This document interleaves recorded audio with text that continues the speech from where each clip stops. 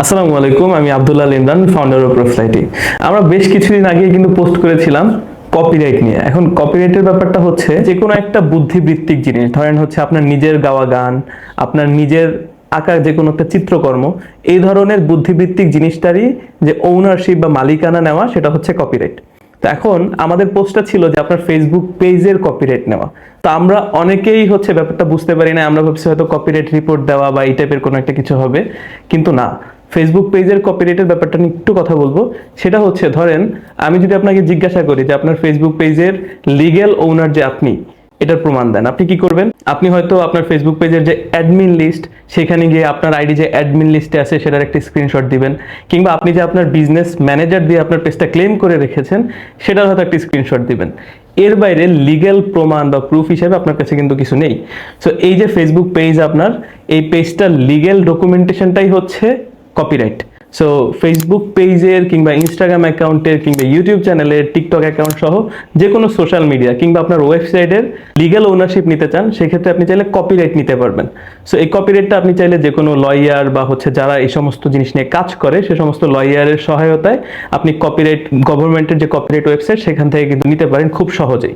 So এটা নিলে বেনিফিটটা কি আসলে? ধরেন প্রথমত হচ্ছে আপনি আপনার যে কোনো একটা সোশ্যাল মিডিয়া প্ল্যাটফর্ম কিংবা অনলাইন প্রেজেন্সের মালিকানা, সরকারিভাবে যে আপনি এটার মালিক, সেই প্রমাণটা নিলেন।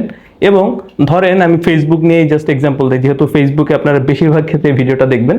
সো ধরেন আপনার ফেসবুক পেজে কোনো ঝামেলা হলো যেটাতে আপনি কপিরাইট নিয়েছেন, তো তখন কি হবে? ফেসবুক সাপোর্টে আপনি যখন কমিউনিকেশন করবেন, তাদেরকে বলতে পারবেন এই পেজের ওনার হচ্ছে আমি, এটার হচ্ছে লিগ্যাল ডকুমেন্টেশন এই। তো এইভাবে কিন্তু আপনি চাইলে লিগ্যাল ডকুমেন্ট সাবমিশন করতে পারবেন। এর বাইরে যদি এমন হয়, ধরেন আপনার পেজের নামে কেউ একটা ফেক পেজ চালু করেছে, যেখানে হচ্ছে হুবহু আপনার কন্টেন্ট কিংবা আপনার প্রোডাক্টগুলো আপলোড করতেছে, তখন আপনি চাইলে তার নামে লিগ্যাল অ্যাকশন নিতে পারবেন আপনার ওই কপিরাইট ডকুমেন্টসের সাহায্যে।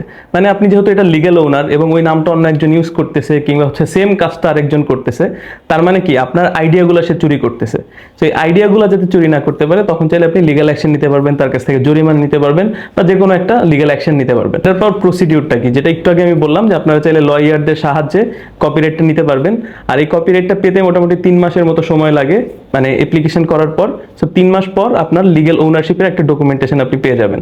সো আমার একটা সাজেশন, যারা অনলাইনে বিজনেস রান করেন, তাদের ক্ষেত্রে এটা দেখা যায় যে তাদের প্রোডাক্টের ছবি অন্য কেউ ব্যবহার করতেছে, তাদের কোনো ধরনের কনসার্ন ছাড়া তাদের পেজের নামে হুবহু ফেক পেজ চালাচ্ছে। এই ক্ষেত্রে আপনার কপিরাইট ডকুমেন্টেশনটা খুব কাজে দিবে। সেম ভাবে যারা কন্টেন্ট ক্রিয়েটার কিংবা হচ্ছে যে কোনো কিছু অনলাইন প্রেজেন্সে মোটামুটি একটু পাবলিক ফিগার টাইপের, তাদের জন্য কিন্তু এই কপিরাইটটা খুব বেশি কাজের হতে পারে।